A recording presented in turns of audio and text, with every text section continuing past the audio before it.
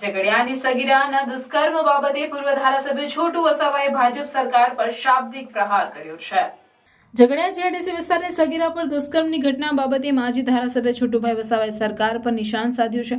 તેઓએ નિવેદન આપતા કહ્યું છે કે બેટી બચાવો બેટી પઢાઓ સૂત્ર બોલીશું કે કરવાનું પણ છોકરીઓની સલામતી નથી।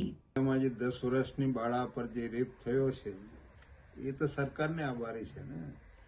આવા બધા સેન્ટરો ઊભા કરીને છોકરીઓની કોઈ સલામતી છે જ નથી। એ ભાજપનું કામ જ છે। આવી પછાત વર્ગની છોકરીઓ પર બળાત્કાર કરાવીને આરોપીને છોડ દેવાનું, નહીં પકડવાનું કામ તો એ લોકોનું છે જ।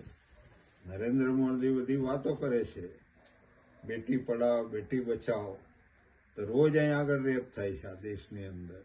એ સૂત્ર બોલીને શું કરવાનું છે? કેમ કે એમનો જ એજન્ડા છે કે આવી છોકરીઓને સલામતી નહીં રહેવી જોઈએ। જ્યારે ભારતમાં આવ્યા છે ત્યારે કોઈ મહિલાઓ લઈને નહોતા આવ્યા, અહીંની મહિલાઓ છે એટલે એમને અહીંની મહિલાઓની કોઈ લાગણી છે જ નથી આ લોકોને। આ સરકારો પાસે એવી કોઈ અપેક્ષા રાખવા જેવી છે જ નથી।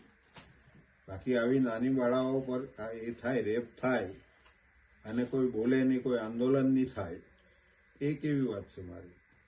ભાજપના જ માણસો જે પોસ્ટ પર આવી જાય છે, પ્રમુખ બની જાય છે, તાલુકામાં બની જાય છે, એ લોકોને નથી ઉઠતું।